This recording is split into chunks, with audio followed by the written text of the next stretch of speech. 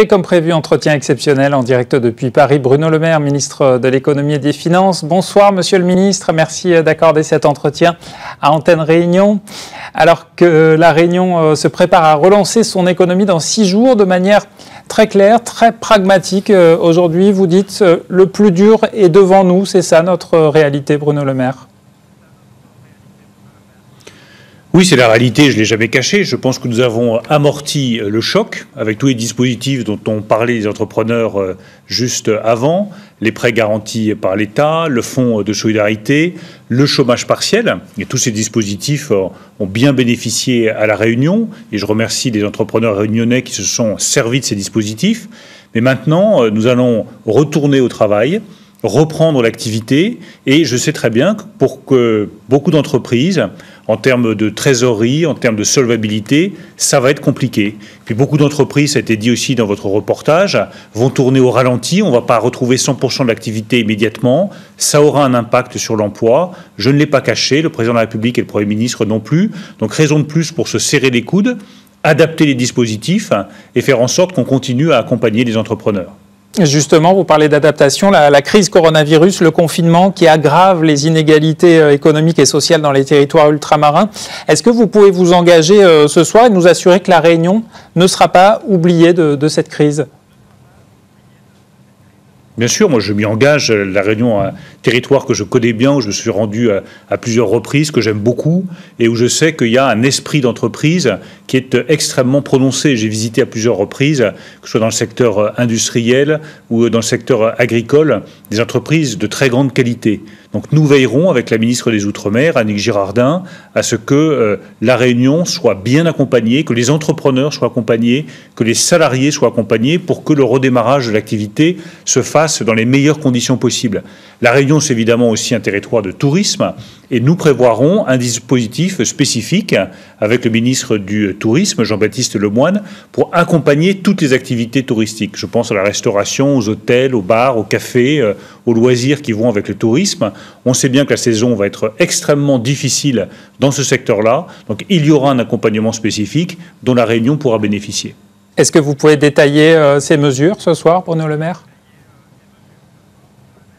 L'exemple, c'est le fonds de solidarité. Le fonds de solidarité, il est maintenu pour toutes les entreprises jusqu'au 31 mai et il sera maintenu pour les secteurs du tourisme qui sont fermés, l'événementiel, les cafés, les bars, les restaurants, au-delà du 31 mai. On ne va pas suspendre le soutien de ce fonds de solidarité qui marche bien, dont beaucoup d'entrepreneurs bénéficient sur l'île de la Réunion. On ne va pas le suspendre, alors même que l'activité n'a pas encore repris.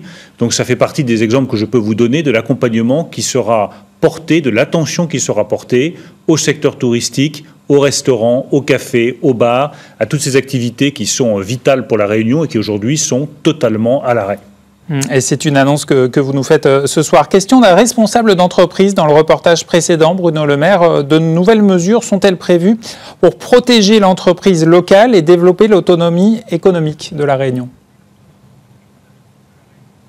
Alors ça s'inscrit dans la stratégie globale pour l'économie de la Réunion. Donc moi, je suis prêt à en discuter avec la ministre des Outre-mer. Moi, mes portes sont toujours ouvertes pour la discussion et pour l'amélioration de la situation. J'ai toujours dit à quel point je croyais dans la capacité de l'île de la Réunion être un modèle en termes de développement économique. Il y a des atouts considérables sur l'île en termes de recherche, d'entrepreneuriat, d'agriculture, de diversification de l'activité économique. Et je suis ouvert à toutes les propositions pour les porter et les traduire en actes.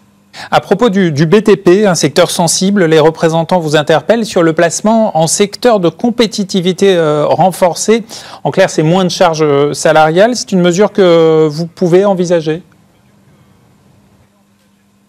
Alors le BTP, il a eu beaucoup de mal à redémarrer. Et c'est vrai sur tout le territoire national. Aujourd'hui, il est à l'arrêt à plus de 80%.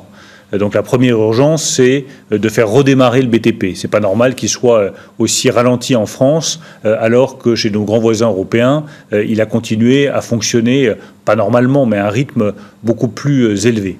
Ensuite, nous sommes prêts à accompagner le secteur du bâtiment et des travaux publics. Ça passe par de la commande publique, ça passe par de la simplification de certaines règles, ça passe par le maintien du chômage partiel, même avec des règles qui pourront être différentes.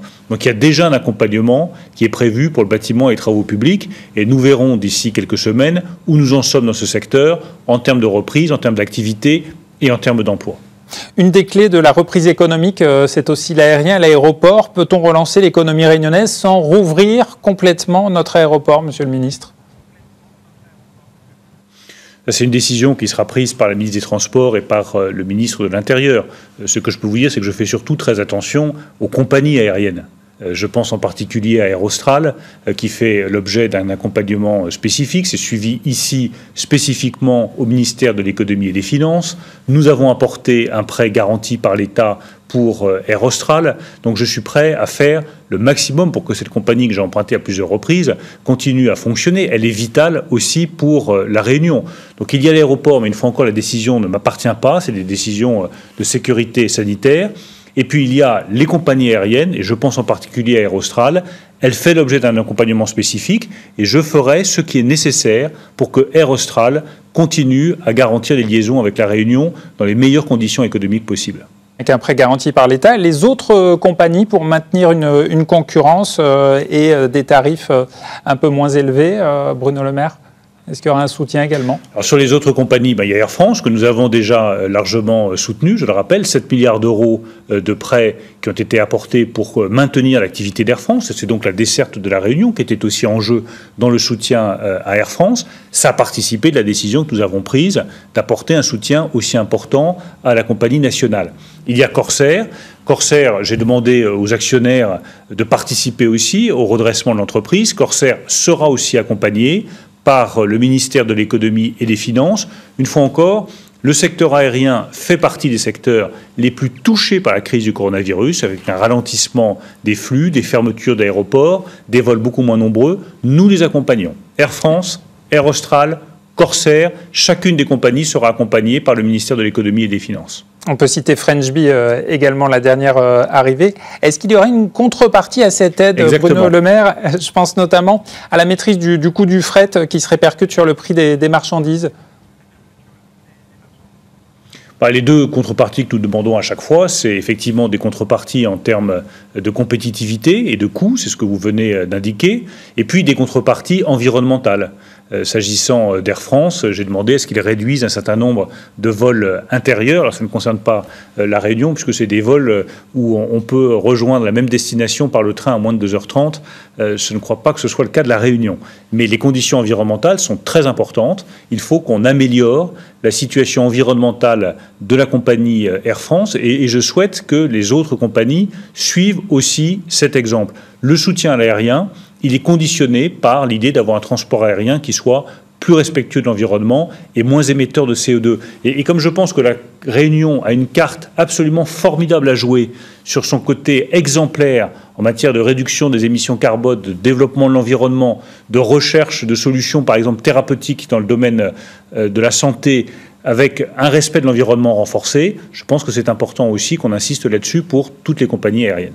Sur l'aérien, encore les conséquences sur les tarifs des billets d'avion, notamment Réunion-Paris et vice-versa, sur un budget qui est déjà extrêmement élevé pour les familles réunionnaises. Là aussi, il y aura une attention particulière? Vous avez raison, nous aurons une attention particulière là-dessus, parce que le risque, il est très simple, c'est que les avions soient moins remplis et que les billets soient plus chers.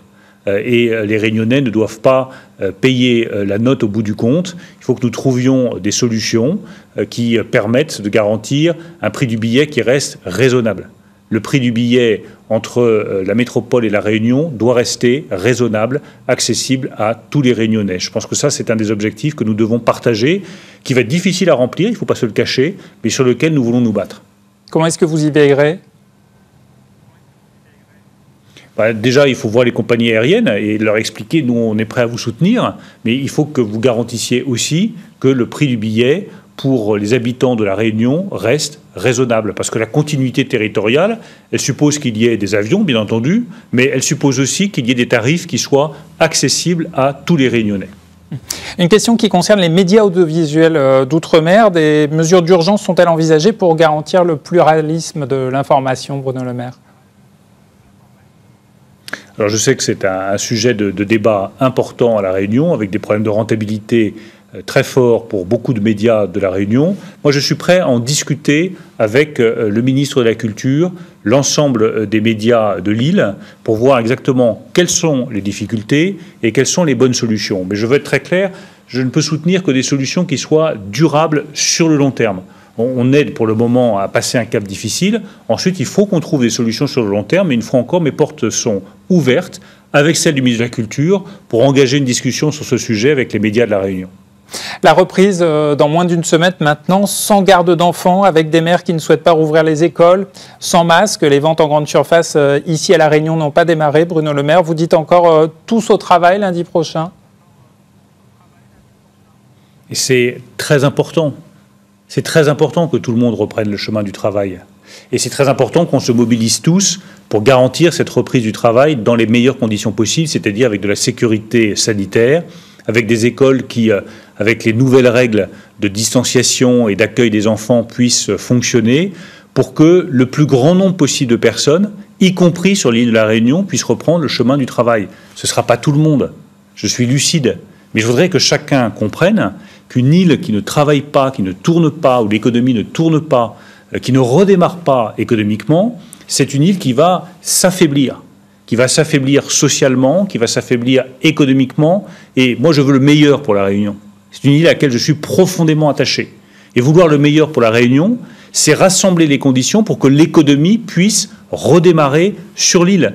Ça n'est pas une solution de long terme d'avoir uniquement des aides pour faire tourner l'île et pour faire tourner La Réunion. Il faut que tous ensemble, les autorités publiques, les entrepreneurs, les écoles, les professeurs, les parents, nous trouvions les solutions pour que l'île puisse redémarrer économiquement et se redresser. Une question politique pour finir. Monsieur Le Maire, ministre de l'économie, vous, Premier ministre, seriez-vous prêt si le président vous appelait dans les semaines à venir ? Moi, je suis prêt à poursuivre mes fonctions comme ministre de l'économie et des finances. C'est une tâche qui me passionne, avec une crise qui est la plus importante que l'économie française ait eu à connaître dans son histoire moderne. Ma détermination, elle est pour l'économie française, pour les Français, et je pense qu'on est efficace et utile quand on reste longtemps à son poste. Je l'ai toujours dit, je vous le redis ce soir, ce que je souhaite, c'est participer au redressement de notre économie, parce que c'est la force de la nation française qui en dépend, y compris des territoires auxquels je suis profondément attaché, comme l'île de La Réunion. Merci beaucoup, Monsieur le Ministre, d'avoir accordé cette interview à Antenne Réunion. Merci à vous. Merci à vous, à bientôt.